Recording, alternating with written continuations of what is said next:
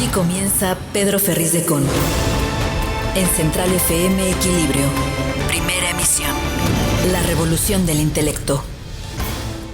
Hola, ¿qué tal? Muy buenos días. Muchas gracias por estar con nosotros. El día de hoy es ¡Viernes!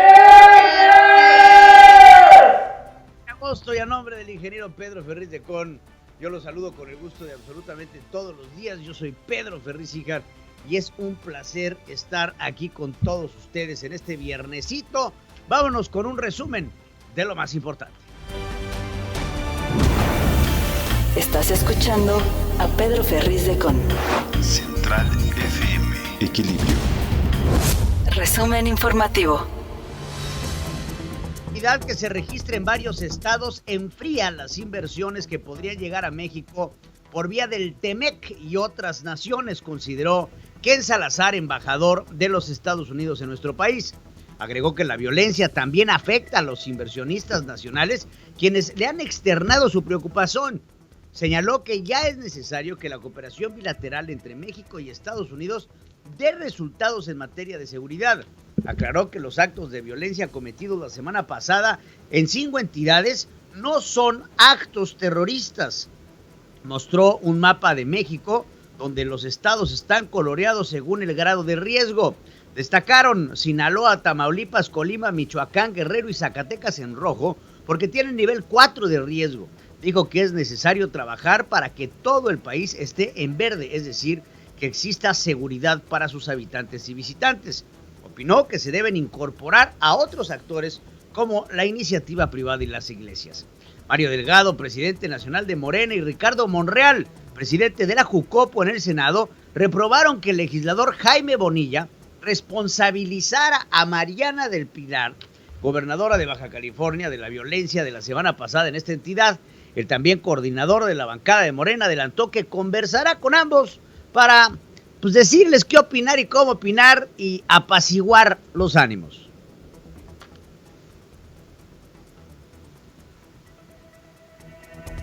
No comparto la opinión del senador Bonilla. Creo que es un momento en el que se le ha lastimado en el Estado y el proceso al que se vio sometido en días pasados. No se vale hablar mal entre ellos. Les digo que se llevan bien pesado estos de Morena, no aceptan. La única crítica que puede darse es si ellos la dan. Si se las da alguien más, entonces no. Y miren que no hay que comulgar con el señor Bonilla, Tras la detención de José Bernabé La Vaca, uno de los principales generadores de violencia en Colima, se registraron disturbios en varios puntos de la entidad. Reportes señalaron quema de vehículos, detonaciones de arma de fuego, la presencia con hombres armados. De acuerdo con la gobernadora Indira Vizcaíno, la Mesa de Coordinación Estatal para la Construcción de la Paz y la Seguridad se encuentra en sesión permanente. Elementos de la Secretaría de Seguridad Ciudadana de la Ciudad de México, así como de la Secretaría de la Defensa Nacional, capturaron a La Vaca en la alcaldía Miguel Hidalgo, ahí en Polanco. La Ciudad de México no será refugio de criminales, así lo sentenció Omar García Harfuch, secretario de Seguridad Ciudadana de la capital.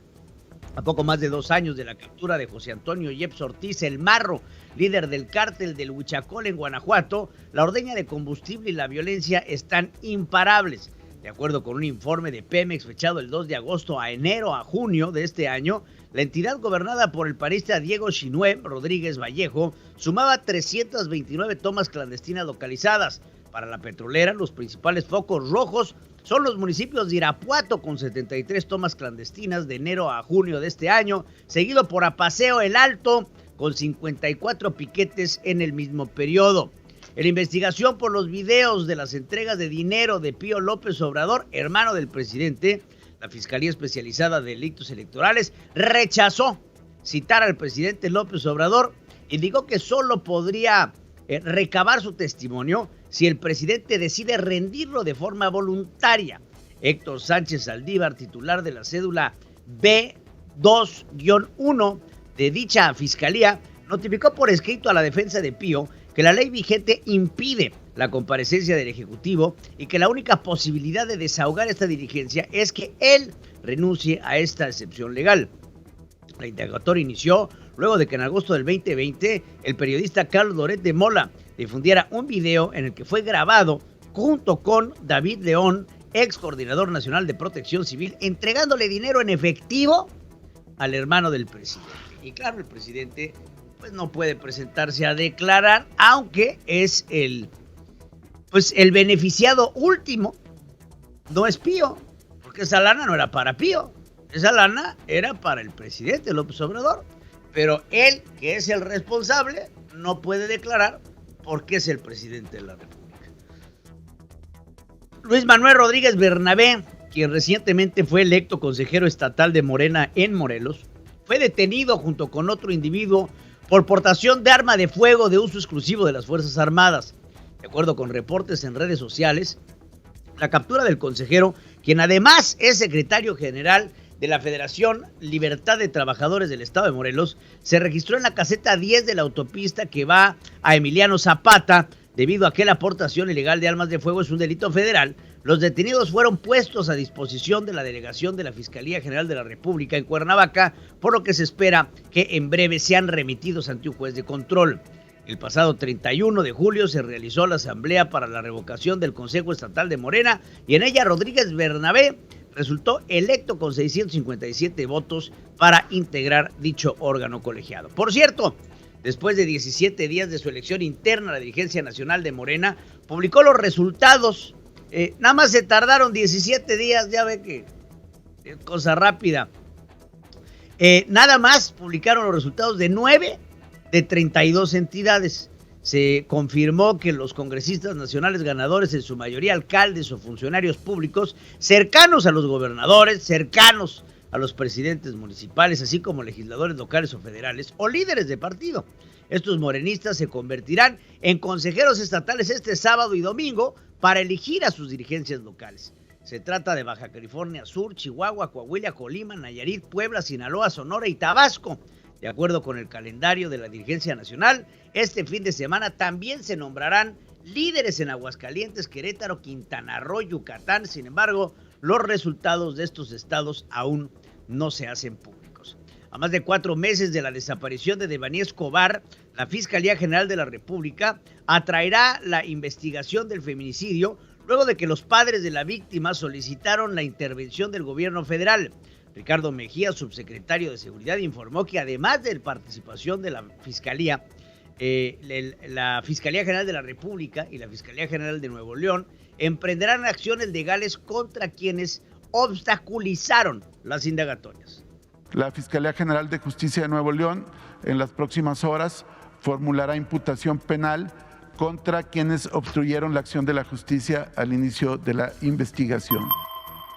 La modelo edecán Yesenia Hernández Prado fue hallada sin vida el 12 de agosto en la carretera México-Toluca de la alcaldía Coajimalpa. En redes sociales, su familia reportó su desaparición desde el jueves de la semana pasada en la misma plataforma. Su madre comunicó que la mujer originaria de Tampico y que vivía en la Ciudad de México había fallecido. La Fiscalía General de Justicia de la Ciudad de México no ha brindado información de manera oficial sobre este caso. La Fiscalía General de Justicia de la Ciudad de México no podrá utilizar el calificativo cartel inmobiliario de Benito Juárez como lo han venido haciendo después de que un juez federal se los prohibió al otorgarle al exfuncionario Luis B.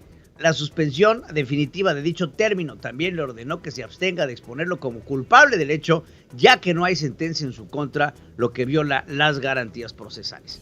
Alejandro Encinas, subsecretario de Derechos Humanos, Población y Migración de la Secretaría de Gobernación, reveló que la Sedena infiltró al soldado Julio César López en la Normal de Ayotzinapa para informar sobre las acciones de los estudiantes en septiembre del 2014. Acusó que la Sedena no actuó para dar con el paradero de elementos como lo marca el protocolo de desapariciones militares cuando sus reportes cesaron. De haberlo hecho, subrayó, se hubiera efectuado la búsqueda inmediata de los 43 normalistas. Encinas habló en la presentación de la presidencia de la Comisión de la Verdad para el Acceso a la Justicia en el caso Ayotzinapa. Y desapareció junto con los otros estudiantes sin que sus mandos hicieran ninguna acción para garantizar su integridad y su búsqueda, como lo establece el protocolo para militares desaparecidos, que de haberse aplicado hubiera permitido no solamente proteger la integridad y buscar al soldado López Patolzin, sino a todos los estudiantes. Encinas llegó a la conclusión de que el caso Ayotzinapa fue, y así lo dijo, un crimen de Estado y que la verdad histórica presentada por Enrique Peña Nieto oculta la realidad de los hechos.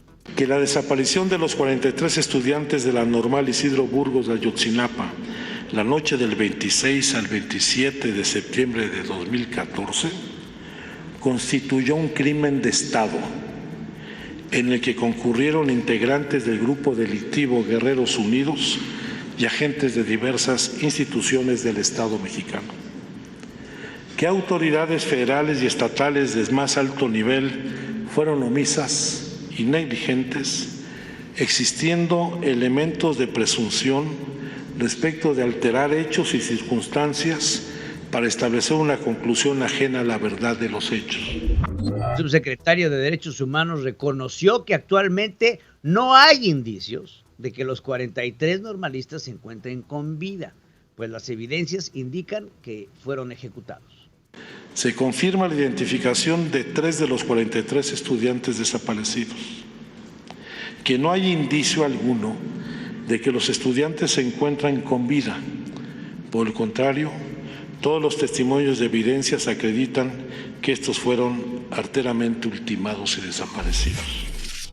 La Comisión de la Verdad para el caso Ayotzinapa denunció que los jueces son un obstáculo para las investigaciones para esclarecer la desaparición de los 43 estudiantes, pues faltó unificación en los procesos, dispersión de las causas, así como criterios discrecionales y diferenciados.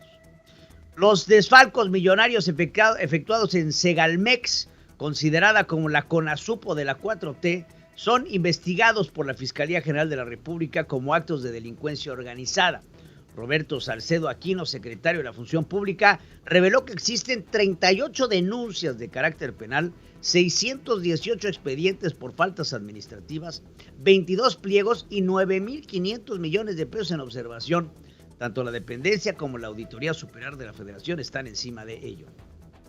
Se encuentran en la Fiscalía General de la República 38 denuncias presentadas por la Procuraduría Fiscal de la Federación, la Unidad de Inteligencia Financiera, la Secretaría de la Función Pública y la propia Fiscalía General de la República por la presunta comisión de delitos que podrían haber ocasionado un daño patrimonial a Segalmex, Ticonza y Liconza. La red de los montadeudas que operaba en la Ciudad de México tenía un alcance nacional e internacional, confirmó Omar García Harfuch, secretario de Seguridad Ciudadana. Precisó que en total se realizaron cateos en 12 domicilios de las alcaldías Cuauhtémoc, Benito Juárez, Coyoacán, Iztapalapa, y 29 personas se encuentran detenidas, 5 de origen asiático. Explicó que estos sitios se manejaba más de 90 aplicaciones y había más de 900 personas que trabajaban enviando mensajes, realizando llamadas para exigir los pagos de préstamos. Algunos de estos centros eran coordinados también en China, operaban en diversas entidades como Estado de México, Sinaloa, Puebla, Jalisco, Baja California, Nuevo León, Monterrey, Hidalgo, Querétaro, además países como Colombia y España. Claudia Sheinbaum, jefa de gobierno capitalino, pidió a los ciudadanos no utilizar las aplicaciones de préstamo que no sean de instituciones bancarias formales y reconocidas. El indicador oportuno de actividad económica disminuyó en 0.14% mensual en junio en medio de resultados desfavorables entre los grandes sectores que lo conforman y se sumaron 3 meses con descensos según cifras desestacionalizadas del INEGI. Sigue escuchando a Pedro Ferriz de Con. Central FM. Equilibrio. Muchas gracias por continuar aquí con nosotros. De abril a junio del presente año, la tasa de desocupación decreció 0.27% a 3.26%. Esto es de la población económicamente activa. Esta tasa activa pasa a ser la menor desde principios de 2018, luego de su séptima disminución trimestral en fila, de acuerdo con datos desestacionalizados del INEGI. En los primeros 3 meses del 2018, la tasa de desocupación se ubicó en 3.22. La fuerza laboral, medida por la población económicamente activa por sexo, la tasa de desocupación que más se redujo fue la de hombres, al descender 0.28% a 3.23%. La de las mujeres tuvo una reducción de 0.18% para llegar a 3.38%. La tasa de desocupación también retrocedió 0.49% en el segundo trimestre del 2002 a 8.74%. Los criterios para evitar la subcontratación de personal en labores de campo fueron rechazados por el organismo como el Consejo Nacional Agropecuario y los exportadores de aguacate, debido a que los cambios les generarán costos y violan los derechos de la libertad de comercio. México es uno de los 4 países en América Latina donde se han creado más empleos verdes, de acuerdo con la empresa de capital humano, ADECO. Sin embargo, es urgente preparar los perfiles expertos en sustentabilidad a medida que los cambios climáticos se hacen presentes, añadió. Poco más de la mitad de los empleados tienen ganas de cambiar de trabajo. El objetivo, opinó el 54% de los trabajadores, es mejorar las condiciones laborales actuales, de acuerdo con una encuesta de PwC. La búsqueda de un lugar que les permita tener un mejor balance entre vida y trabajo es uno de los principales factores que orillan a las personas a tomar la decisión de cambiar de empleo. Así lo dio a conocer Hope Workforces and Fears 2022. Pemex presentará en 4% un aumento de salario a sus trabajadores tras lograr un acuerdo con el Sindicato de Trabajadores Petroleros de la República Mexicana. Además, habrá un incremento de 2.25% en prestaciones como parte de la revisión salarial 2022-2023. México se enfrenta actualmente a niveles de inflación no vistos en casi 22 años, por lo que un 57% de los consumidores les preocupa el aumento del costo de la electricidad, gas y agua. Específicamente, un 55% mostró inquietud por el de los comestibles y otros productos básicos del hogar. El 54% de los consumidores mexicanos dijo estar alarmado porque el de la salud es demasiado elevado, y el 53% señaló que el de la gasolina. Estamos hablando de inflación. En tanto, el 46% dijo estar preocupado por sus ingresos personales y o familiares, según datos de Future Consumer Index elaborado por el EI. Durante este año, en 2023, las deducciones personales del impuesto sobre la renta, el ISR, beneficiarán principalmente a aquellos contribuyentes que más ingresos perciben en México. El 83.1% de los beneficiados por estas deducciones de personas físicas pertenece al X decil de ingresos de aquellos que ganan 54,400 pesos mensuales. En promedio, reveló un análisis del Centro de Estudios de Finanzas Públicas, el contraste es de apenas del 0.1% de los beneficiados. El juzgado 52 de lo civil en la Ciudad de México admitió a trámite un recurso de apelación que por ahora frenaría el proceso de liquidación de Crédito Real, esta sociedad financiera de objetivo múltiple que solicitó su disolución ante la imposibilidad de pagar deudas por más de 50,000 millones de pesos. La calificadora Fitch Ratings colocó en default restringido las notas crediticias de la arrendadora Unifin en escala local e internacional debido al incumplimiento de pago de algunos de sus compromisos financieros. La semana pasada, Unifin anunció que dejará de pagar intereses y capital de su deuda debido a falta de fuentes de financiamiento mientras llega a un acuerdo con sus acreedores con miras a una reestructuración. El diputado Shamir Fernández Hernández renunció al PRI y se declaró legislador independiente.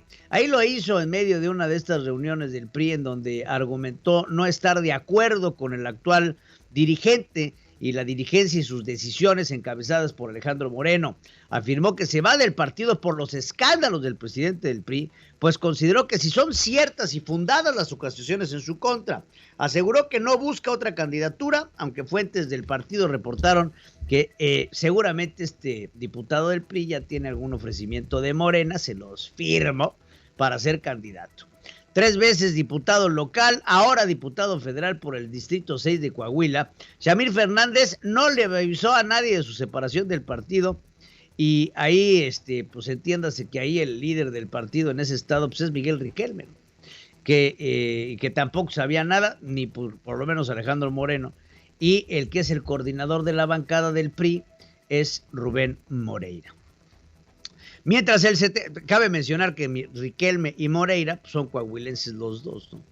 Mientras el 75% de los 20,000 centros de salud de primer nivel de atención con los que cuenta el sistema público de salud se encuentran en área rural, el 95% de los 18,000 consultorios de farmacia se localizan en zona urbana, 75% de la población, donde se ubica 75% de la población, lo que explica su demanda, así lo señaló Jesús Felipe González, presidente de la Sociedad Mexicana de Salud Pública, ahora con esta iniciativa de Hugo López-Gatell de acabar con estos consultorios de farmacia, ¿no? La alta demanda de los insumos farmacéuticos y medicinas derivado de la pandemia del COVID benefició al mercado de medicamentos falsificados en todo el mundo, incluido México, por la baja de disponibilidad de materias primas de alta demanda de insumos y la ruptura de cadenas de suministro y distribución a nivel global como interno, según un documento de Comercio Internacional de Medicamentos Falsificados y Adulterados del Centro de Estudios Internacionales Gilberto Bosques del Senado de la Oficina de Naciones Unidas contra Drogas. Gran parte de los artículos farmacéuticos falsos están elaborados, no me lo va usted a creer, en China y en la India. El municipio de Otón Blanco, en Chetumal, registró severas inundaciones en medio de fuertes trombas por el paso de la onda tropical 23 en Quintana Roo.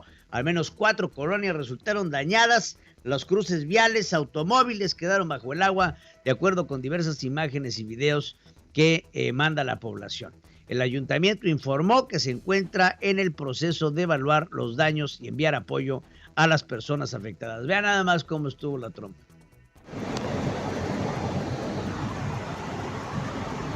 Está uno, está madre.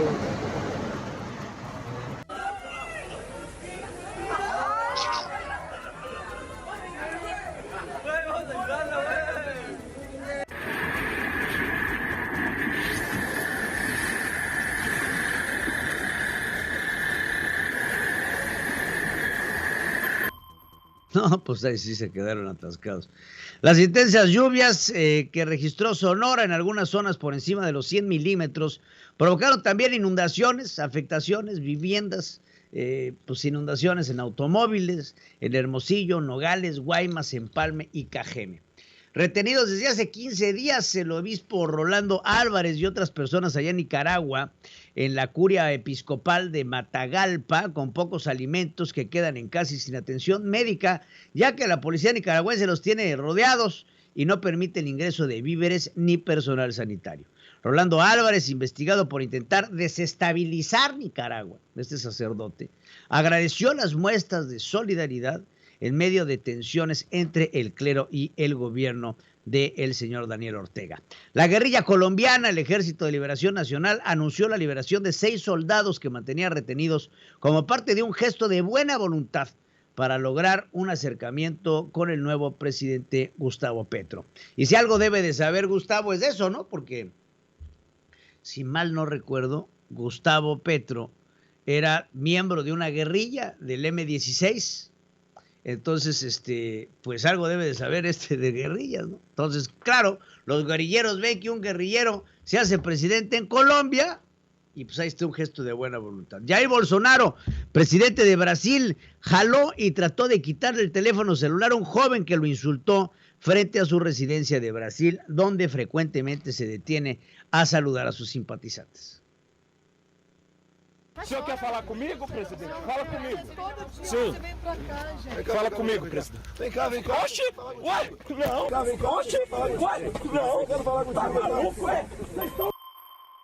Ahí está, para que se le quite. Alan Weisberg, director financiero de Donald Trump, se declaró culpable de evadir impuestos en un acuerdo que podría convertirlo en importante testigo contra la campaña del expresidente en un juicio programado para otoño. Weisberg se declaró culpable de los 15 cargos que enfrenta en el caso.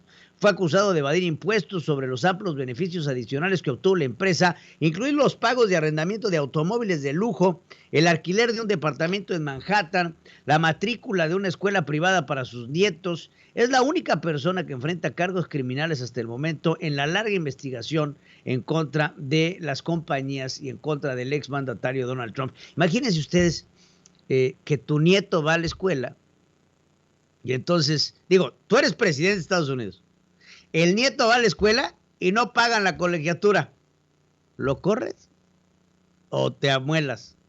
Porque pues ese es el nieto del presidente de Estados Unidos. No lo van a correr de la escuela por no pagar la colegiatura. Pues, ¿qué creen? Pues no las pagaba, entonces no le importaba. Y al igual que con coches y propiedades, oye, ese coche, ¿a quién se lo arrendaron? No, pues a Donald Trump. ¿Y quién es Donald Trump? No, pues es el presidente. A ver, quítaselo. No, pues no.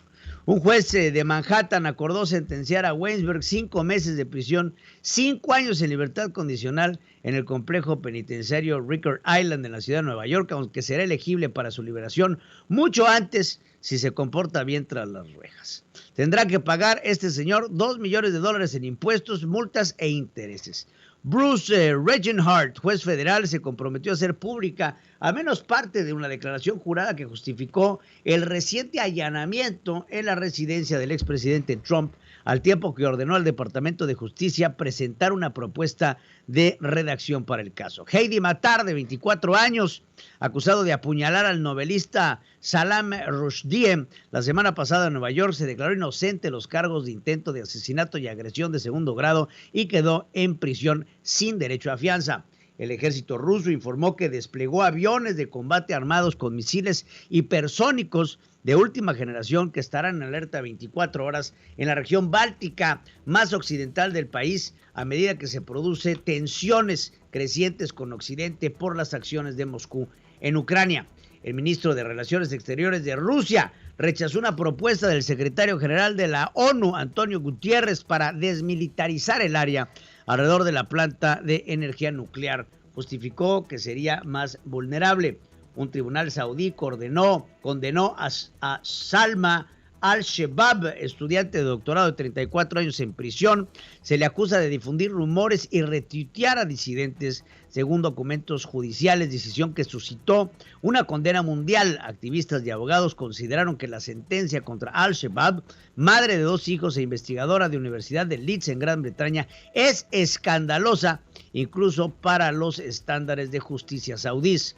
Sanna Marin, primera ministra de Finlandia, dijo que no tomó ninguna droga durante una fiesta calificada como wild, salvaje, en una casa privada en la que participó. De acuerdo con la publicación de un video, consideró que no hizo nada malo al soltarse el pelo y festejar con sus amigos. Las formas contemporáneas de esclavitud se practican en lugares en todo el mundo, señaló Tomoya Abokota, investigador especial del Consejo de Derechos Humanos de Naciones Unidas. Ejemplificó los trabajos forzados para la minoría china, el trabajo obligado para la modesta casa Dalit al sur de Asia, la servidumbre doméstica en países del Golfo Pérsico, Brasil, Colombia. Añadió que la esclavitud tradicional, especialmente en minorías, aún se da en Mauritania, Mali, Níger, en la región africana del Sahel. En un reporte a la Asamblea General de Naciones Unidas, señaló que el trabajo infantil es otra forma de esclavitud contemporánea que existe en todas las regiones del mundo. Pedro Ferriz de Con y su editorial. En Central FM. Equilibrio. Bueno, pues gran revuelo se está haciendo por el caso Ayotzinapa. Nuevamente se revive este asunto que trae detrás de sí, pues mucha jiribilla, si me lo pregunta usted a mí.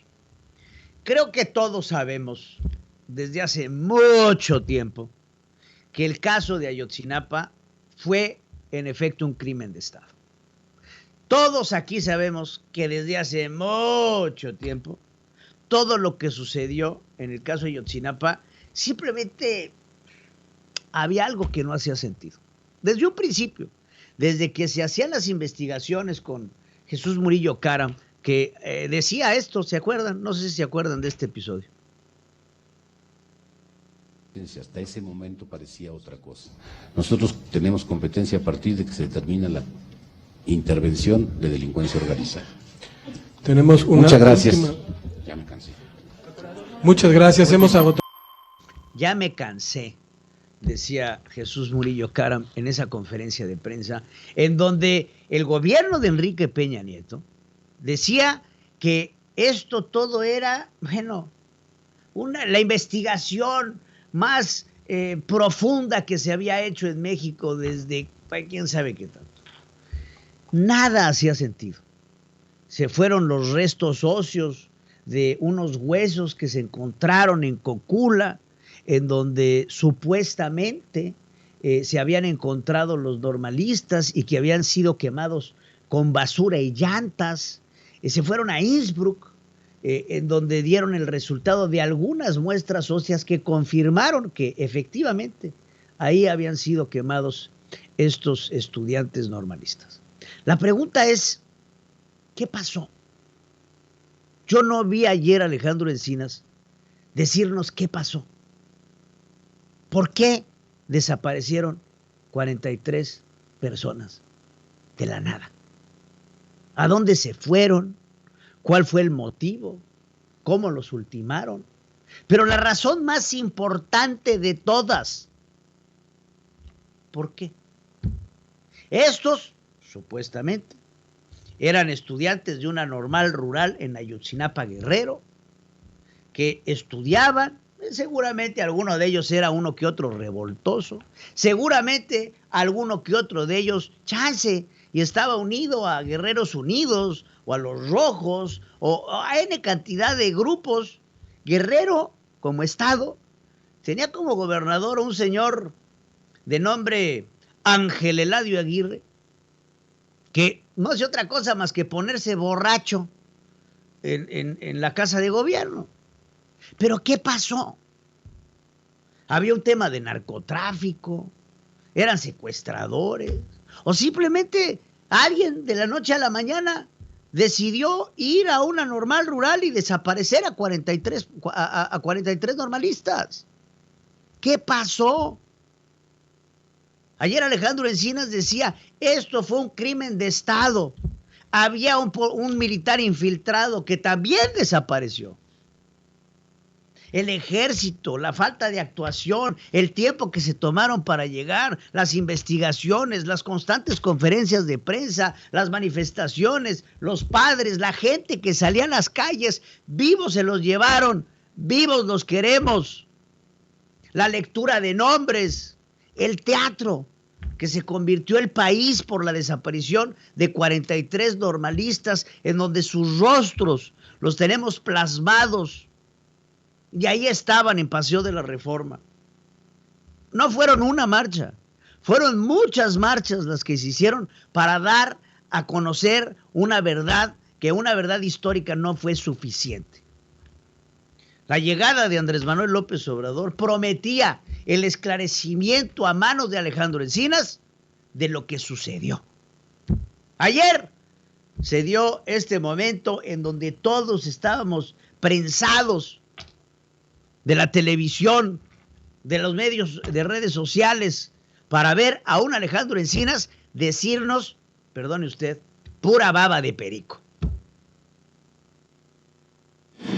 Junto con los otros estudiantes, sin que sus mandos hicieran ninguna acción para garantizar su integridad y su búsqueda, como lo establece el protocolo para militares desaparecidos, que de haberse aplicado hubiera permitido no solamente proteger la integridad y buscar al soldado López Patolsin, sino a todos los estudiantes. Que la desaparición de los 43 estudiantes de la Normal Isidro Burgos de Ayotzinapa, la noche del 26 al 27 de septiembre de 2014, constituyó un crimen de Estado en el que concurrieron integrantes del grupo delictivo Guerreros Unidos y agentes de diversas instituciones del Estado mexicano.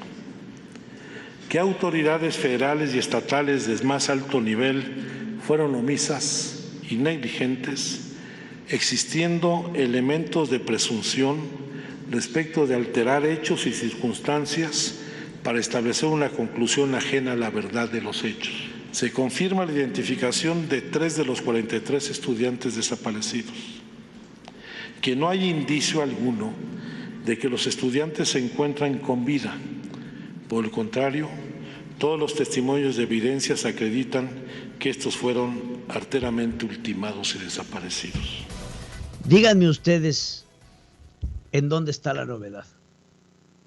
¿Qué de lo que dijo Alejandro Encinas el día de ayer no sabíamos? Y entonces se convierte nuevamente todo esto en una pantomima política.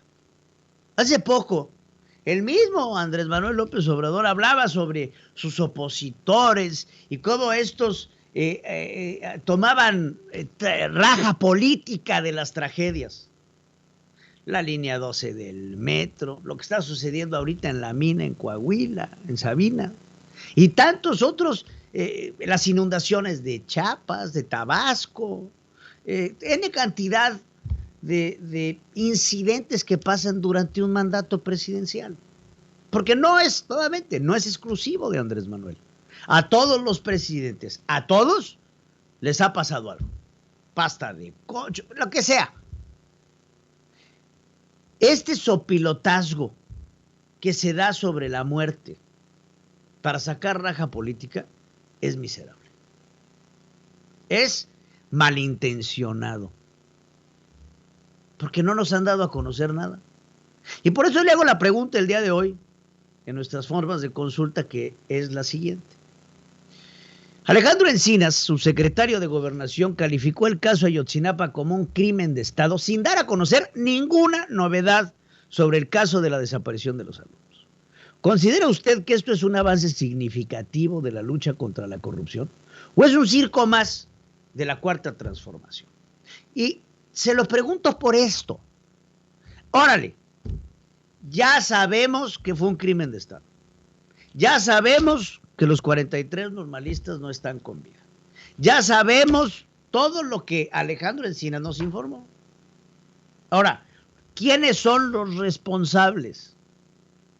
¿En dónde está la Fiscalía General de la República yendo en contra del exprocurador? ¿En dónde está la Fiscalía General de la República yendo en contra del exsecretario de Gobernación? ¿Dónde está la Fiscalía de la República yendo en contra del presidente de la República, Enrique Peña Nieto, en su época? Porque todo esto se hizo con coordinación desde Los Pinos, cuando eran Los Pinos, hasta la Fiscalía General de la República. Miguel Ángel Osorio Chong y Jesús Murillo Caram y Enrique Peña Nieto y el Luis Videgaray Caso, que era un hombre muy cercano al presidente, trabajaron coordinadamente para que este caso de Ayotzinapa se le echaran todas las mantas encima y no se diera a conocer qué pasó. Ahora, tenemos un alcalde que estuvo en la cárcel junto con su esposa, los Abarca, ¿se acuerdan? Vinculados al perredismo, en ese momento, vinculados a Andrés Manuel López Obrador, que nos podrían hacer llegar a pensar que tampoco le conviene a Andrés Manuel dar a conocer lo que ahí pasó. Y a una gobernadora, a hoy de Morena, que podría ser que tampoco le vaya a funcionar dar a conocer lo que pasó. Guerrero es tierra de nadie desde hace muchos años. Estar en Guerrero es uno de los estados más álgidos del país. La presencia del narcotráfico en Guerrero es imparable. Metan a toda la Guardia Nacional que quieran. La producción de amapola, el trasiego de estupefacientes, la guerra de carteles, los distintos grupos armados, las autodefensas. Perdónenme, pero en Guerrero hay un desgobierno que va mucho antes de Ángel Eladio. Nos podemos regresar hasta las épocas, hombre, no tan lejos, pero pues ahí está Seferino Torreblanca, y váyase para atrás. Guerrero lleva siendo tierra de nadie desde hace mucho tiempo. Entonces se conjuntan una serie de aspectos en donde vemos que este caso emblemático de la administración de Enrique Peña Nieto no va a ser resuelto. No porque no quieran, porque alguien sabe la verdad, sino porque no les conviene. ¿Por qué no les conviene? No sé. No acabo de entender. Porque lo que todos los mexicanos queremos saber es qué pasó. ¿Por qué se los llevaron? ¿Qué hicieron los estudiantes? ¿Cuál fue el objetivo? Hasta ahorita lo único que sabemos usted y yo es que 43 normalistas de Ayotzinapa desaparecieron, los mataron y el Estado fue cómplice de ello. ¿Los mató el ejército? ¿Por qué? ¿Los mataron los grupos organizados del crimen? ¿Guerreros Unidos o los Rojos? ¿Por qué? Gracias, Alejandro. Hiciste muy bien tu trabajo. Quedamos absolutamente convencidos de que no sabemos nada. Como decía Cantinflas, antes estábamos peor y era falso. Ahora estamos peor, pero es verdad. La información internacional con Adriana Braniff desde Miami, Florida. Central FM. Equilibrio. Mi queridísima Adriana Braniff, vámonos con la información internacional contigo. ¿Cómo estás, Adriana? Muy bien, Pedro. Es viernes. Te tengo mucha información de tipo exacto para viernes de Finlandia, de Japón, de los impuestos de Donald Trump. Vámonos con eso, pero antes sí no puedo dejar de comentar la declaración que me llamó muchísimo la atención de Ken Salazar, que habla, ¿no?, de la preocupación real que existe en los Estados Unidos por la violencia en buena parte de México, y pues no ha pasado pues desapercibida esa información. Hay una gran preocupación, y lo que dice Ken Salazar es básicamente, es tiempo de resultados en seguridad en México. La gente tiene derecho a vivir sin miedo. La violencia enfría las inversiones. Todo eso dice, y además ofrece ayuda al gobierno de México para enfrentar este problema. Porque dice Ken Salazar, Estados Unidos tiene recursos y también tiene interés. ¿Cómo ves estas declaraciones tan importantes y extrañas? Porque ya sabemos que Ken Salazar pues ha sido muy condescendiente con el presidente de México, al grado de que el New York Times ha señalado en un artículo en específico la preocupación de la Casa Blanca de que se le hubiera pasado la mano, la rayita en este amiguismo en relación con el presidente de México. Entonces está esta advertencia de Ken Salazar, Pedro. No tienes audio, perdóname, pensé que tenías un audio de Ken Salazar. Oye, no. Pues sí, ayer... Nos congelamos, ¿verdad? Bueno, en lo que hacemos ahí, conexión con Pedro, nada más decir que sí ha habido algún tipo de cooperación entre México y Estados Unidos. El reciente acuerdo de entendimiento bicentenario, que finalmente fue la misma gata pero revolcada de lo que se tenía antes, y que dijeron, esto no sirve, señores, y vamos a hacer el entendimiento bicentenario.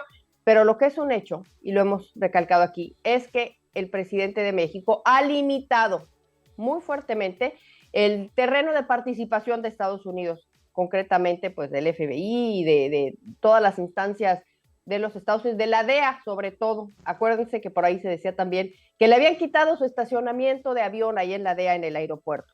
Así es que, pues bueno, así está la cosa. Esta declaración de Ken Salazar me parece importante, es la primera vez que lo había escuchado yo. Ya tuvimos otra vez comunicación, Pedro. Es la primera vez que yo escucho a Ken Salazar hacer este tipo de señalamiento, aunque nunca ha hablado de abrazos y no balazos. Directamente. Oye, esta cabina está embrujada, mano. Siempre a la misma hora se va la señal del internet. ¿Cómo? ¿Soy yo? Está embrujada esta cabina. Ya no sé qué. Le decía yo el otro día al ingeniero Ferriz de Con.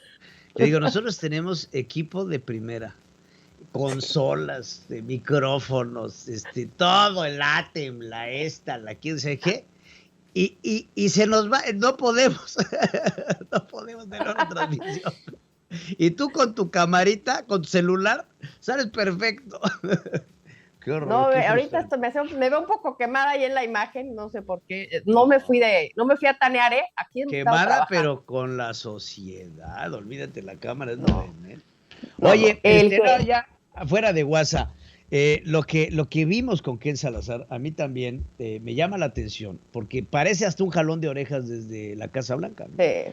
Porque sale a decir, a ver, señores, regresen al acuerdo de cooperación que había con los Estados Unidos. Había un acuerdo de cooperación para esto que lo rompió el presidente Andrés Manuel López Obrador. Hay un problema de seguridad, 6 estados en semáforo rojo, recomendaciones para no viajar. Oye, man, pues está esto desatado. Oye, a ver si no lo acusa de exagerado, ¿no? El presidente a Ken Salazar, de amarillista. El embajador amarillista. No es mentira, pero exageran. Pues es que así está diciendo de los medios de los que damos cuenta de este quema de 25. Es normalito, ¿no? 25 oxos en una sola noche. Oye, esto es normal, es cualquier cosita, ¿no? Pero bueno, oye, Pedro, Donald Trump. Ayer ya, por fin, lo que esperábamos. Se declara culpable el número 2 de la organización Trump. Se declaró ayer culpable de evasión fiscal y por ayudar a la organización Trump a evadir impuestos. Se va a quedar 5 meses en la cárcel. Es poco tiempo, sí, 5 meses es poco tiempo. Lo que pasa es que llegó a un acuerdo para aceptar su culpabilidad por un lado y por otro lado llegó al acuerdo de aceptar testificar en octubre en contra de la organización Donald Trump, que no en contra de Donald Trump ni de su familia, porque pues han sido aliados por muchísimos años, pero sí en contra de la organización Trump. Y nada más para hacer un recuento, Pedro, de todos los que han tenido contacto con Donald Trump, ya han acabado en la cárcel. Te los pongo ahí en la cámara para que veamos. Mira, no, esa no. Espera, esa, sí. Ahí está. Los que se han ido a la cárcel por estar cerca de Donald Trump. Su abogado Michael Cohen, su jefe de campaña Paul Manafort, su asesor de campaña Rick Gates y su jefe de finanzas, ahora el último, allá hasta abajo, que es Weiselberg, que, bueno, van a estar pensando seguramente todos ustedes.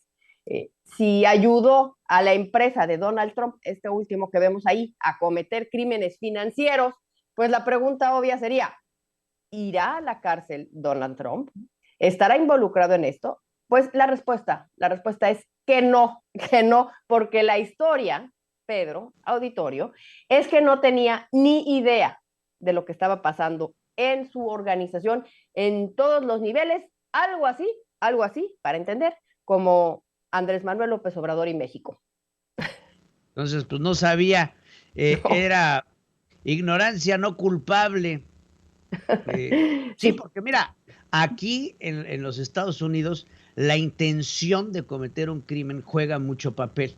Si Donald Trump no tenía intención, pues entonces inclusive no puede ser llamado a declarar. Él estaba haciendo sus labores de presidente, pero los que sí podrían ser llamados a declarar son sus hijos, porque si mal no recuerdo, ellos fueron los que tomaron las riendas de la organización Trump cuando se hizo presidente de los Estados Unidos.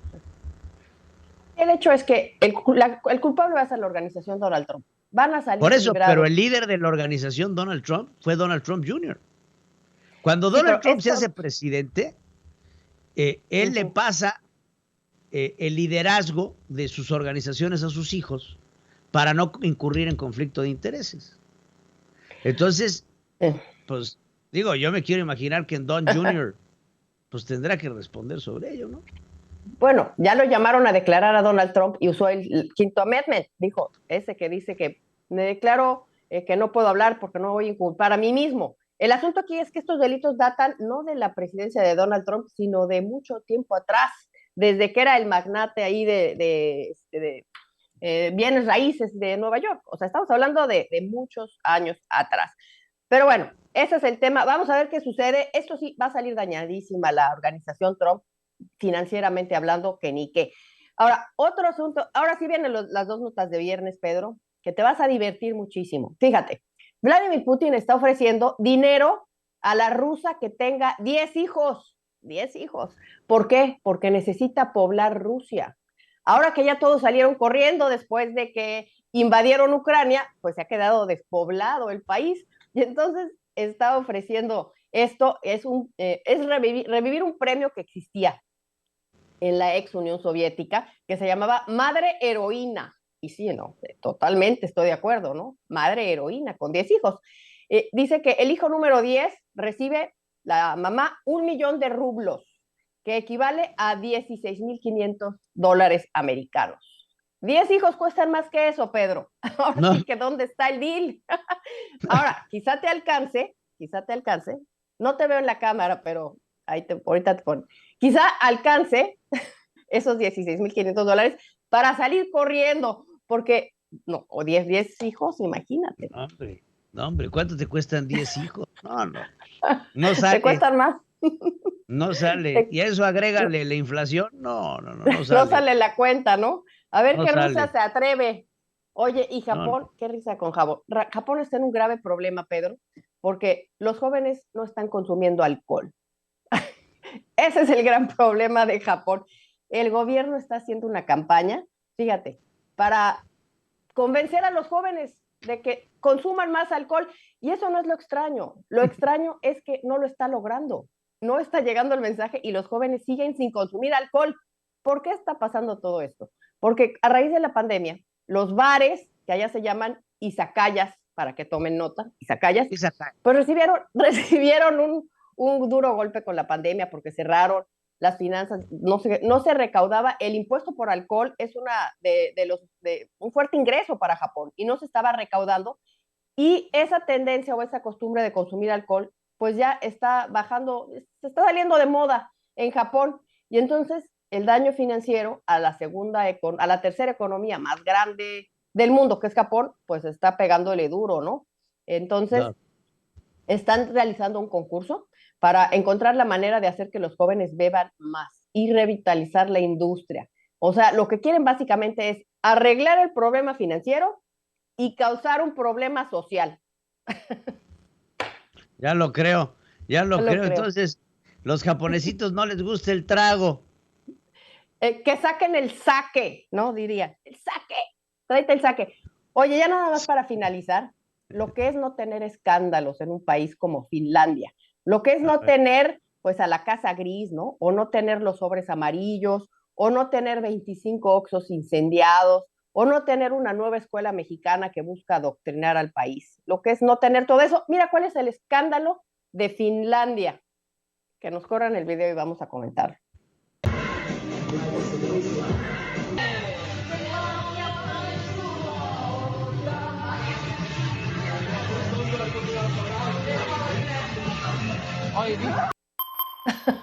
Se fue de fiesta la primer ministro.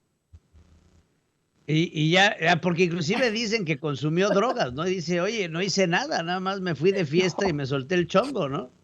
Lo que pasa es que no dan crédito que alguien se divierta tanto, ¿no? Dijeron, no, esta trae algo.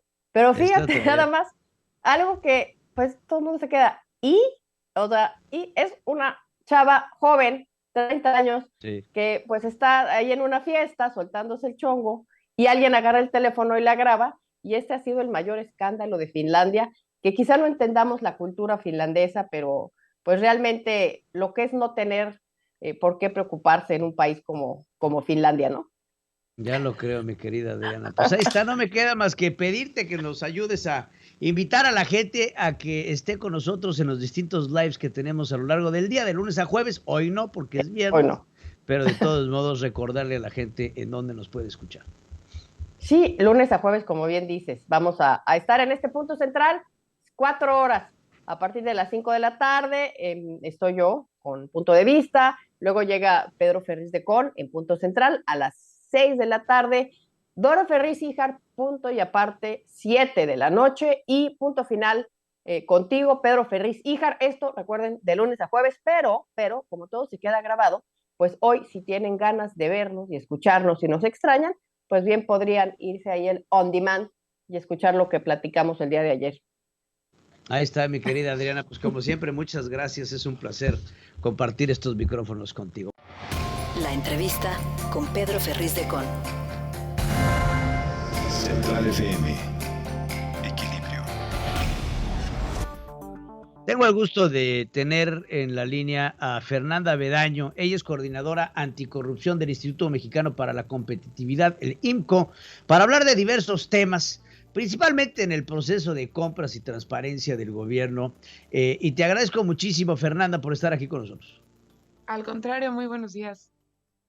Fernanda, pues muchas cosas que platicar en los procesos de compra de instituciones estatales, la duplicidad y omisión de la Plataforma Nacional de Transparencia, bueno, cómo se compran las adjudicaciones directas que hace el gobierno. ¿Qué es lo que ha encontrado el IMCO en torno a todo esto? Pues ya mencionaste dos temas clave. El objetivo de este análisis, en primer lugar, era justo eso, cómo se están utilizando los recursos públicos de cada una de las instituciones estatales. Y para eso, pues una de las fuentes principales es la Plataforma Nacional de Transparencia. Entonces, en el IMCO analizamos los procesos de 2021 disponibles en la plataforma, 251,000 procesos de compra, y lo que encontramos y el primer reto fundamental para analizar la información es la misma Plataforma Nacional de Transparencia, porque no solo es pues la fuente más grande de información, pero también es una obligación. Y a pesar de ser una obligación de transparencia, donde instituciones estatales deben publicar sus compras de manera trimestral y entonces tener el año completo del universo de compras públicas, pues presenta ineficiencias, presenta fallas, primero porque solo 52% de las instituciones estatales que analizamos registraron compras públicas, es decir, cumplieron con la obligación primero de tener disponibles las compras públicas en la plataforma para, en segundo lugar, pues analizar cómo se gastan estos recursos públicos, que son poco más de 300,000 millones de pesos, pero solo los que están registrados en la plataforma. Y además, las instituciones estatales que sí registran información, pues presentan estas omisiones que tú mencionabas. Errores en la captura, documentos inaccesibles, documentos que no funcionan, documentos que no abren o que te redirigen a alguna otra página o plantilla general, y además múltiples formas de registrar la información. Siempre dábamos este ejemplo de cómo las instituciones estatales utilizaron más de 329 formas de capturar una moneda, el tipo de moneda para la compra que puede ser clave justo para tener una idea del gasto general, ¿no? Del gasto en moneda nacional, en pesos mexicanos, y hay 329 formas de hacerlo. Entonces, estos retos, estas fallas en la información, también va a limitar en buena medida un análisis de riesgos de las prácticas de corrupción en compras públicas, que pueden ser como la competencia, como bien lo decías, pero también restricciones de transparencia o ya de cumplimiento de la ley. Y el primer elemento, que es una Plataforma Nacional de Transparencia incompleta y con fallas en la publicación, pues es un reto importantísimo. Podemos hablar de corrupción en las licitaciones, de omisión, de esta omisión de información puede ser también catalogada como corrupción. También la pregunta sería si el proceso de asignaciones en los contratos de gobierno nuevamente están siendo entregados por procesos de corrupción, amiguismo, nepotencia, no sé, ¿qué es lo que analizan? Pues mira, en primer lugar, ahorita, no, antes de decir que es una práctica de corrupción, lo que sí es un hecho es que es un incumplimiento a la ley. La ley de transparencia, la ley general de transparencia y las leyes de cada uno de los estados tiene pues la obligación o faculta a las instituciones de publicar sus compras. Entonces, este primer elemento, esta falta de que todas las instituciones publiquen en la plataforma, sí es un incumplimiento a la ley, y el monitoreo y el identificar cuáles son las instituciones y por qué no publicaron también es como el siguiente paso fundamental para que entonces esté todo el universo en una plataforma. Pero también es importante decir que de las instituciones que registraron con todos los problemas que esto implica, registros incompletos o con errores, hay ciertas diferencias de prácticas de riesgo con respecto al gobierno federal, sobre todo en temas de competencia. de nuevo, aunque no es la muestra, o más bien el universo completo, la licitación pública, al menos en el monto registrado, que son aproximadamente 2,000 millones de pesos, fue a través de licitación pública, ¿ya? Sí hubo mayores procesos registrados por licitación pública, que es una práctica que ahorita, en los últimos años en el gobierno federal, no hemos visto porque sí se prioriza la adjudicación directa. En términos de los estados, registraron mayores procesos de licitación. La pregunta, y clave, pero limita un poco la información, es saber si estos procesos de licitación pública pues también son competidos y no solo se trata de que participaron uno o tal vez dos participantes, que entonces ya no se les puede llamar concursos abiertos y concursos con competencia como nos gustaría ver, para entonces asegurar las mejores condiciones. Claro, porque no sabemos cuáles son las condiciones de la compra ni cuáles eran los otros competidores. Creo que lo que tiene que haber aquí, como bien lo dices, es la transparencia de cómo se está gastando el dinero del pueblo de México, que es lo importante tener en consideración. Esto tiene que ser a través de estas licitaciones abiertas, y que si son adjudicaciones directas, se diga por qué y cuál es la razón de estas adjudicaciones de este modo. Exactamente, y uno de los temas para poder tener a disposición esta información es los documentos, y la Plataforma Nacional de Transparencia obliga a que estén disponibles los contratos, justo el fallo que nos permite analizar por qué escogieron a un proveedor sobre otros, y pues aquí lo que vemos es también restricciones al acceso a estos documentos. 6 de cada 10 adjudicaciones directas que están registradas en la plataforma no cuentan con un acceso directo al contrato. Y esto puede ser desde no se registró el contrato hasta las páginas no funcionan o no tienen el documento escaneado como debe ser. Y en las licitaciones públicas pasa pues prácticamente lo mismo, con un porcentaje un poco menor del 54%, que no hay documentación completa accesible, desde propuestas, ¿no?, para analizar a los proveedores, hasta contrato y el mismo fallo de adjudicación. Entonces, sí, esta restricción de los documentos también afecta a entender cómo y por qué y en qué está gastando los recursos públicos las instituciones de cada estado. Claro. Pues muy bien, te agradezco mucho, Fernanda Avedaño, coordinadora anticorrupción del Instituto Mexicano para la Competitividad, el IMCO. Gracias por estar con nosotros, y como siempre, aquí tienes un micrófono abierto y un micrófono amigo. Gracias, Fernanda. Muchas gracias. Resumen de noticias en la hora central con Pedro Ferriz de Con. Central FM, equilibrio. Gracias por continuar con nosotros aquí en Central FM Equilibrio. Como siempre, el placer de su atención. La inseguridad que se registra en varios estados enfría las inversiones que podrían llegar a México por vía del TEMEC y de otras naciones, por supuesto, no solamente Estados Unidos y Canadá. Así lo consideró Ken Salazar, embajador de Estados Unidos en nuestro país. Mario Delgado, Ricardo Monreal reprobaron que Jaime Bonilla responsabilizara a Marina del Pilar, gobernadora de Baja California, por la violencia de la entidad. Tras la detención de José Bernabé Lavaca, uno de los principales generadores de violencia en el estado de Colima, se registraron disturbios en diversos puntos de la entidad. A poco más de 2 años de la captura de José Antonio Jeps Ortiz el Marro, líder del cártel del Huichacol en Guanajuato, la ordeña de combustible y la violencia están imparables. La Fiscalía Especializada de Delitos Electorales rechazó citar a Andrés Manuel López Obrador a declarar ante los escándalos de su hermano Pío, de este dinero que es recibido por parte de David León, en ese entonces en la campaña de su hermano, que ahora es presidente de nuestro país. Luis Manuel Rodríguez Bernabé, electo consejero estatal de Morena en Morelos, fue detenido por el delito de portación ilegal de armas de fuego de uso exclusivo del ejército.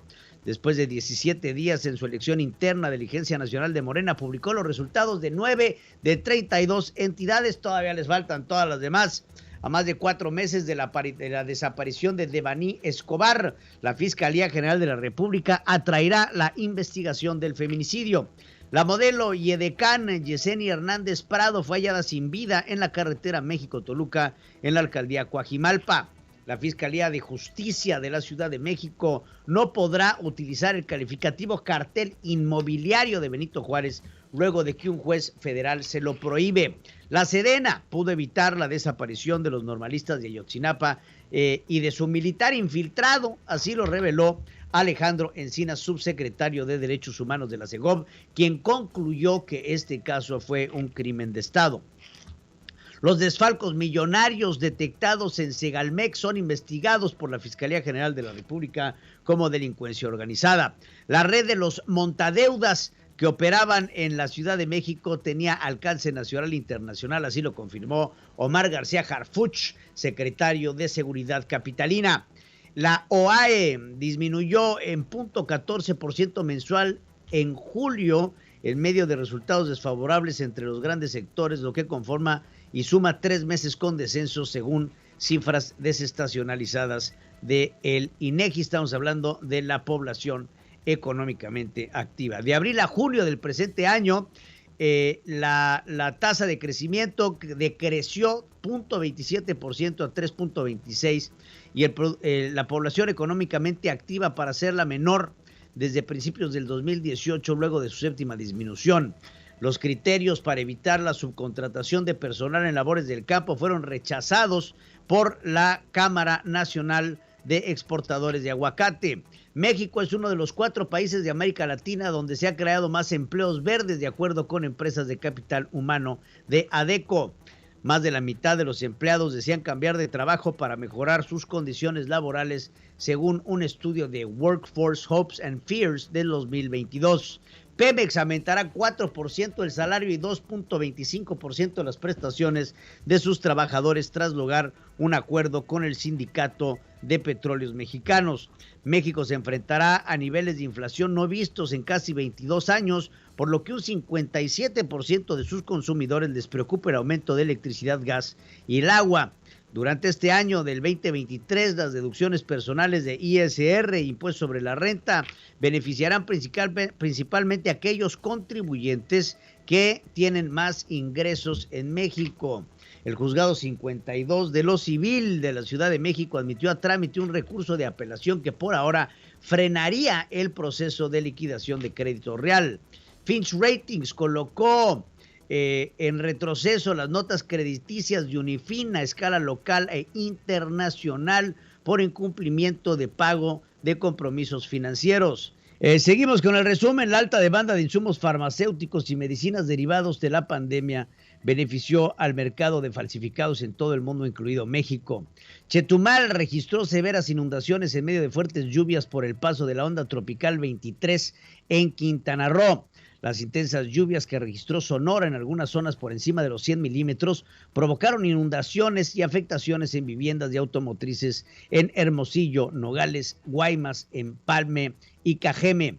Retenidos hace 15 días, el obispo Rolando Álvarez y otras 8 personas sobreviven en la curia episcopal de Matagalpa, en Nicaragua, con poco alimento, que queda en casa y sin atención médico.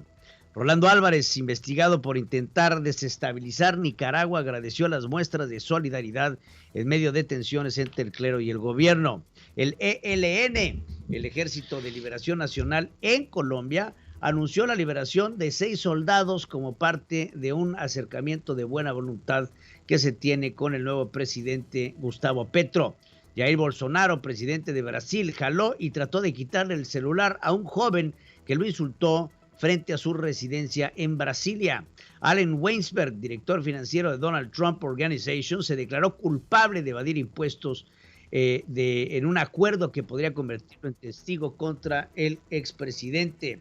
Un juez federal se comprometió a hacer pública al menos una parte de la declaración jurada que justificó el reciente allanamiento a la residencia del expresidente Donald Trump. Heidi Matar, acusado de apuñalar a Salam Rushdie, se declaró inocente de intento de asesinato de segundo grado y quedó en prisión sin fianza. El ejército ruso desplegó aviones de combate armados con misiles hipersónicos de última generación en la región del Báltico. El Ministerio de Relaciones Exteriores ruso rechazó una propuesta de la ONU para desmilitarizar un área alrededor de la planta de energía nuclear de Zarapoya. Un tribunal saudí condenó a Salam al-Shabeb, estudiante de doctorado de 34 años, a prisión. Se le acusó de difundir rumores y retuitear disidentes. Sanna Marin, primer ministra de Finlandia, dijo que no tomó ninguna droga durante esta fiesta en la que se coló un video de ella. Las formas contemporáneas de esclavitud que se practican en lugares de todo el mundo siguen vigentes, así lo sostuvo la Organización de Naciones Unidas. Roberto José Pacheco está con Pedro Ferriz de Con. Central FM. Equilibrio. Vamos con mi queridísimo Roberto José Pacheco, que nos tiene información el día de hoy. Mi querido Pacheco, adelante. Mi estimado Ferriz Híjar, te saludo con gusto. Ayer hubo un evento político que me recordó aquellos donde el PRI era supremacía. El motivo, el informe de actividades de la senadora Olga Sánchez Cordero como presidenta del Senado, su informe anual. Ahí en la vieja casona de Jicotencat se reunió parte de la clase política del país, ya que llegaron secretarios de Estado, gobernadores, senadores, diputados y funcionarios públicos, y también magistrados del Poder Judicial Federal. Y en el marco de este informe anual de actividades parlamentarias, hubo algunas entrevistas. Los casos de Alito Moreno y del gobernador de Tamaulipas, Francisco García Cabeza de Vaca, pues eran los asuntos a comentar. Ahí se le cuestionó al dirigente de Morena, Mario Delgado, sobre el caso de Alito y su posible desafuero. Así respondió. Lo vemos como un acto de justicia, que no puede haber impunidad para nadie. Que vemos con muchas posibilidades y hay muchas evidencias de que este diputado tendría que dejar el fuero para enfrentar la justicia. Pues ahí será en septiembre cuando veamos ya, cuando se instale la Cámara de Diputados en el próximo periodo ordinario, y se instale la sección instructora y el proceso de desafuero se irá con todo contra Alito. Y sobre el caso del gobernador tamaulipeco, Francisco García Cabeza de Vaca, que horas antes de este evento, la primera sala de la Suprema Corte de Justicia le mantuvo su fuero. El morenista señala al respecto. Escuchemos a Mario Delgado. Ayer la Corte pues le echa una manita, pero eso no significa que no tenga que responder por los delitos que están consignados por parte de la Fiscalía, y tarde o temprano va a tener que perder el fuero y enfrentar la justicia. Bueno, y sobre este asunto también fue entrevistado Francisco García Cabeza de Vaca, el gobernador tamaulipeco. Él afirmó, mi estimado Ferriz Híjar, que la resolución por unanimidad de la primera sala de la Corte, que le mantiene el fuero e invalidó la orden de aprehensión que había en su contra, pues manda un claro mensaje de que tiene que prevalecer la justicia en nuestro país. Escuchemos las palabras del gobernador. Pero más allá de eso, el hecho de que se haya hecho justicia, pero sobre todo manda un claro mensaje, no solamente para Tamaulipas, sino para el resto del país, donde tiene que prevalecer nuestra ley y sobre todo la Constitución. A diferencia de hace un año, la carpeta de investigación ya ha sido solventada. Se han caído todas las falsas acusaciones que fueron fabricadas con fines político-electorales y que fueron utilizadas precisamente para tener un impacto en contra de la oposición en el 2021 y el 2022. Bueno, lo que dice el gobernador tamaulipeco, él se le veía muy tranquilo, muy contento allí en la vieja casona de Jicotencat. Al presentar, por cierto, su informe de actividades legislativas, la ministra en retiro de la Corte, Olga Sánchez Cordero, declaró que en nuestro tiempo exige actuar bajo una óptica plural y democrática que se permita buscar nuevos caminos de unidad en el ejercicio de las mayorías parlamentarias para dar respuestas reales al bienestar de la nación. Esto fue el centro del mensaje, el mensaje central de la presidenta de la mesa directiva, Olga Sánchez Cordero. Así pues, te mando muchos saludos, mi estimado Pedro Ferriz Híjar. Por cierto, en el evento de ayer, la senadora Sánchez Cordero saludó de mano y de besos a sus invitados y no podían faltar las selfies. Un acto, pues, político que ya tiene tiempo que no veíamos, y menos en Morena. Muy bien, pues te agradezco mucho, mi querido Roberto José Pacheco, como siempre, con la información. Te mando mi cariño, Roberto. Gracias por estar con nosotros aquí en Central FM. Pedro Ferriz Híjar y Pedro Ferriz de Con. Central FM. Equilibrio. Pues se termina otra semana más de violencia Otra semana más en donde las preocupaciones nacionales e internacionales sobre lo que acontece en nuestro país no dejan de llegar. Cabe mucho la pena resaltar lo que hablaba Ken Salazar en su última participación el día de ayer, en donde llamaba la atención que lo que está pasando en nuestro país desestabiliza al México propio. Se han roto alianzas internacionales de cooperación para la lucha en materia de narcotráfico, se han acabado los acuerdos de participación, la comunicación que había entre los países que conformaban antes ese eje.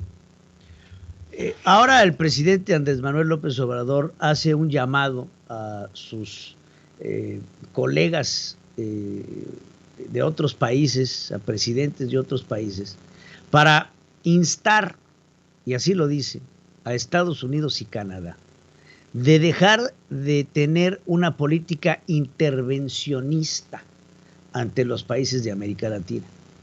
Vemos un presidente mexicano que nuevamente se quiere poner la casaca del libertador de las Américas, siendo el líder más importante de la América Latina, de la América de hispanoparlante, hay que ponerla así porque en términos prácticos México es parte de América del Norte, pero que está en una posición geográfica, territorial, económica, de valor para poder representar a todos estos otros países ante la rebeldía que se está teniendo a lo que él considera es la hegemonía internacional en la región, que es Estados Unidos y Canadá.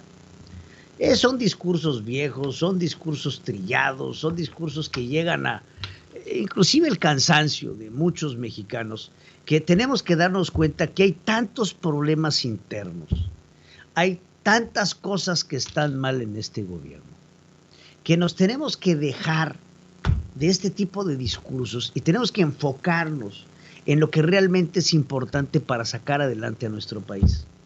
Hoy México tiene un problema económico, México tiene un problema de seguridad, México tiene un problema de empleos, México tiene un problema de generación y progreso, México tiene un problema en el campo, México tiene un problema en la minería, México tiene un problema, no hay un solo sector en donde hoy no estemos emproblemados y empantanados. Y lo único que tenemos es una administración que se la vive culpando a otras administraciones, una administración nacional, estatal, municipal, etcétera, etcétera, que no se ocupa de sus labores y que se pone nada más a señalar dedos sin ocuparse en resolver las situaciones que se tienen hoy por hoy en nuestro país. Los ciudadanos tenemos que ejercer cierta presión para que estos líderes se pongan a trabajar.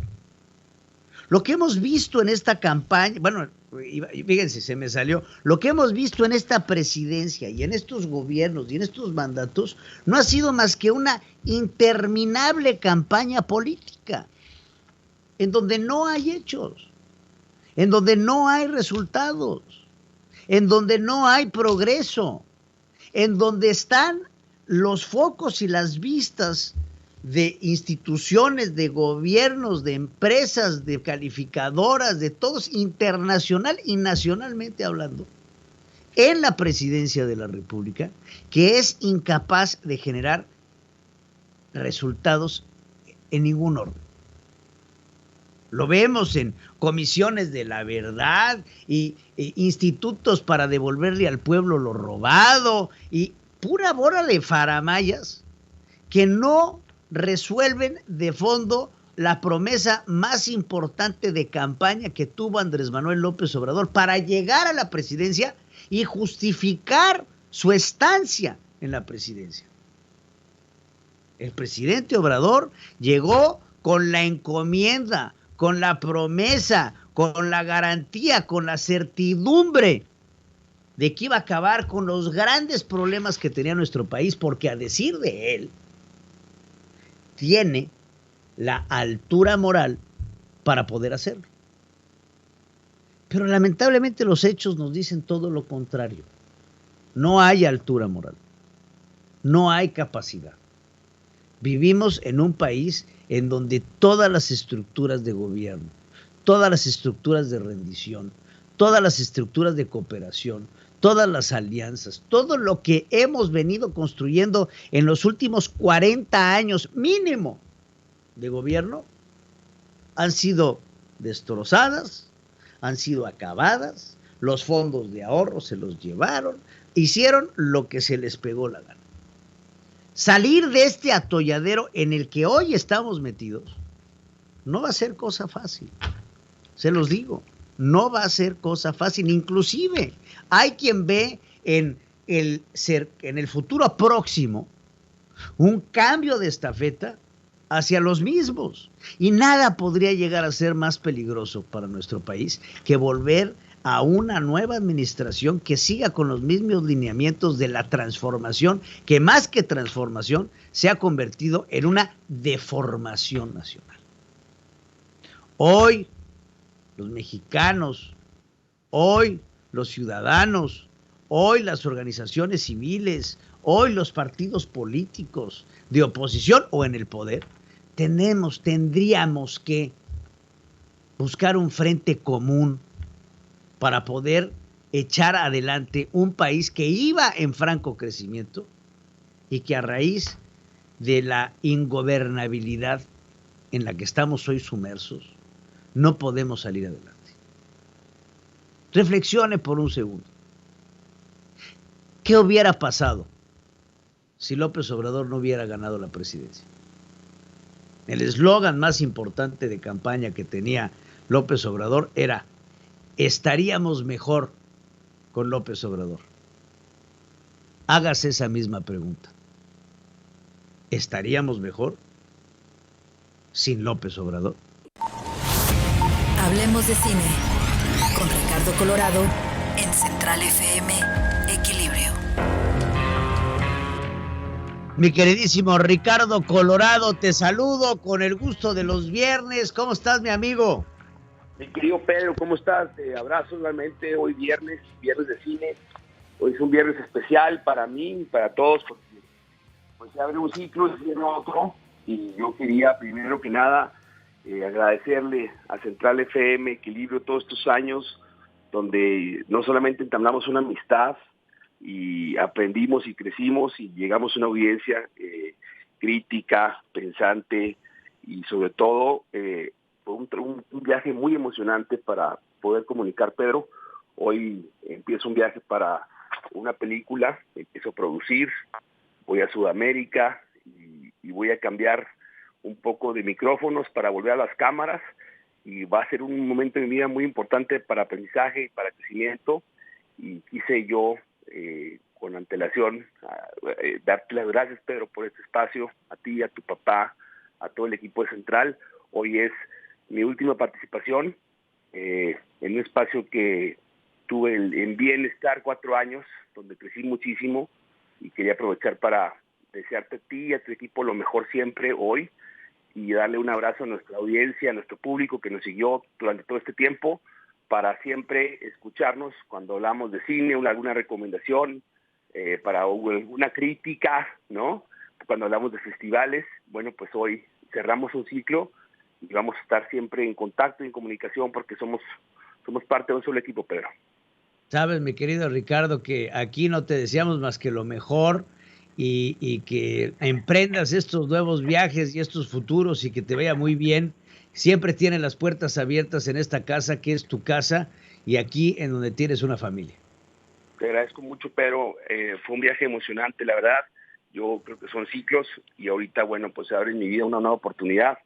Lo en ese momento con tu papá, pero no quise dejar las ganas y la emoción de comunicarme como todos los viernes y agradecerles, ¿no? En este espacio que disfrutamos tantos años, que creamos juntos, porque pues es un camino que empezamos a trazar con mucha antelación, con mucha emoción, hace ya algunos años, y ahorita pues con gran satisfacción vemos cómo Central es lo que es y cada día crece y sobre todo llega a informar de una forma tan oportuna a tanta gente en tantos países, ¿no? Entonces, pues de mi lado, agradecerle a todo el público que nos escuchó, Pedro, estos años, por su atención.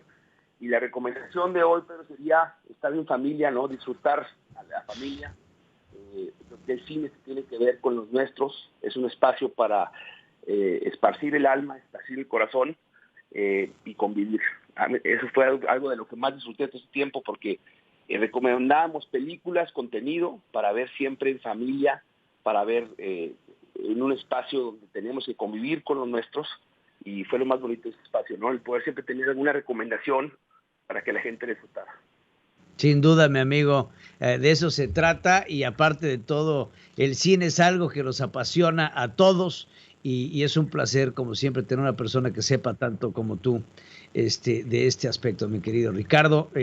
Albricias, enhorabuena, todo lo mejor siempre, Ricardo, y sabes que nuevamente aquí tienes los micrófonos abiertos. Ay, si se te ocurre de repente hablarnos a saludar.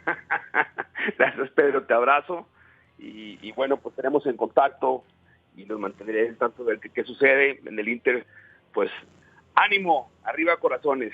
Venga, mi querido hermano. Gracias, Ricardo Colorado. Desde aquí, toda esta familia de Central FM te desea siempre lo mejor. Gracias, Pedro, te abrazo. La información de los deportes en Central FM Equilibrio. Y vamos con los deportes, con mi querida Sofía Moreno. Sofía, te doy las gracias y te doy la bienvenida a este espacio informativo. ¿Cómo estás? Platícanos.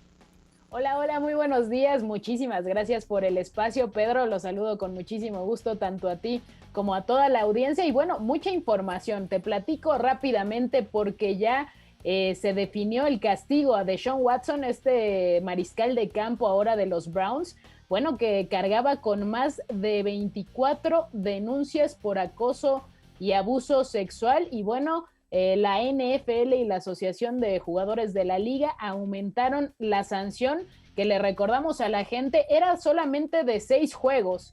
6 juegos por haber violado la política de conducta. Sin embargo, bueno, la NFL no se quedó de brazos cruzados, apeló esta decisión y después de platicar con la Asociación de Jugadores, incrementaron la suspensión a 11 juegos y una multa de $5 millones, que te platico a manera individual, no franquicia, no equipos, no organizaciones, sino que es la multa individual más grande en toda la historia de la NFL. Bueno, eso fue lo que sucedió en el transcurso del día de ayer.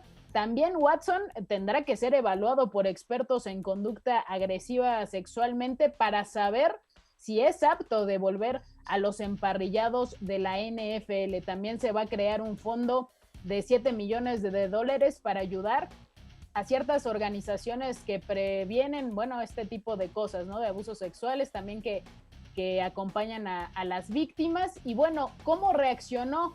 El ex quarterback de los Texans sacó un comunicado a través de sus redes sociales pidiendo disculpas y bueno, se lee en el comunicado: estoy agradecido de que el proceso disciplinario haya terminado y por el tremendo apoyo que he recibido durante mi corto periodo de tiempo con los Browns. Me disculpo una vez más por cualquier dolor que esta situación haya causado. Asumo la responsabilidad por las decisiones que tomé. Y bueno, termina su comunicado diciendo que está muy emocionado por el futuro que le espera en Cleveland. Dejo los datos sobre la mesa, Pedro. Lo último que te quiero comentar es que a mí se me hace muy sospechoso una sanción de 11 juegos. Se me hace incluso una cifra hasta complicada, pero lo quiero poner sobre la mesa. ¿Es justa esta sanción? Porque te comento que estos 11 juegos son para que regresen la semana 13 de la NFL, en donde se va a enfrentar ni más ni menos que a los Texans, su ex equipo. Así que a mí me parece una movida un poco de marketing de la liga para que sea el regreso de Deshaun Watson contra su ex equipo. No sé ustedes allá en casa qué opinen, pero lo dejo sobre la mesa. ¿Tú qué opinas? ¿Fue justo para las 24 víctimas estos 11 juegos y una multa de $5 millones? Pues mira, yo creo que no, pero no sé, a ver qué opina la gente. Yo la verdad es que pues no estaba muy enterado sobre el caso, pero ya que me lo enteras es bueno tener a alguien como tú que nos lo informe. No, muchas gracias. Sí, yo creo que para las víctimas incluso es hasta una falta de respeto, ¿no? Por ahí, porque no es una, no son dos, son 24 denuncias, así que bueno, se va a salir de las manos de la NFL. Finalmente fue una multa millonaria, pero bueno, ¿qué le vamos a hacer? Ahora sí, para cerrar ya el viernes con una noticia con otro saborcito, pues hablemos de la selección femenil sub-20 que hizo historia después de vencer a Alemania en fase de grupos. Un poco nos recordaba lo que hizo el Chucky Lozano ahí en Rusia 2018, porque la selección lo gana 1-0 y fue una victoria histórica. A ver, les cuento. Alemania, ya sabemos que en todas las categorías, en todas las ramas, el fútbol es 11 contra 11 y siempre ganan los alemanes, ¿no? Pero específicamente en esta categoría habían sido campeonas 3 veces del Mundial Sub-20 y nunca se habían quedado fuera de la fase de grupos. Bueno, llegó la selección mexicana y dijo, con permiso, ahora la selección se enfrentará a España, otra selección bastante poderosa, pero el Tri domina que México está para cosas grandes. Vamos a escuchar a Alexia Villanueva, la anotadora del gol del triunfo. Estábamos convencidas, enfocadas en que era un partido de matar o morir. Entonces veníamos enfocadas con mucha confianza de que sabíamos que somos un gran equipo, que lo veníamos trabajando, que al final se vio reflejado en la cancha y se logró el objetivo. Que nos pongan enfrente, vamos a dar con todo. México ya dio un golpe de autoridad. Ahí está, bueno, la anotadora del gol que tiene soñando a México con los cuartos de final en el Mundial de Costa Rica. Y bueno, otra de las grandes figuras fue Ana Galindo, ¿no? Que después de todo el escándalo, después de la sub-20, bueno, logró que esta selección se levantara anímicamente. Acá le preguntaron a Ana qué les había dicho a las futbolistas cuando el partido iba 0-0. Escuchemos lo que dijo. Les pregunté que si se querían regresar a su casa. Todas contestaron que no. Ahí está, nadie se quería ir a su casa, así que bueno, ahí está lo sucedido con la selección sub-20. Finalmente jugarán el día de mañana en punto de las 5:30 de la tarde, hora del centro de México. Repito, se enfrentarán a España en cuartos de final buscando un boleto a semifinales contra esta selección española que ya se habían cruzado en la división sub-17. Pero bueno, Pedro, ha sido un orgullo esta selección, cómo se ha levantado después del golpe, del despido de Maribel Domínguez y todo su cuerpo técnico. Agradezco muchísimo, Sofía, por estar aquí con nosotros y por darnos esta información de los deportes. Sofía Moreno, muchas gracias. Eso ha sido todo por el día de hoy. Gracias a todos los que nos acompañan aquí en Central FM Equilibrio, por supuesto a nombre del ingeniero Pedro Ferriz de Con. Yo le doy las gracias a nombre de todo este maravilloso equipo de trabajo. Gracias a todos ustedes por el favor de su presencia. Nos vemos el lunes. Hasta aquí presentamos a Pedro Ferriz de Con. En Central FM Equilibrio. Primera emisión. La revolución del intelecto.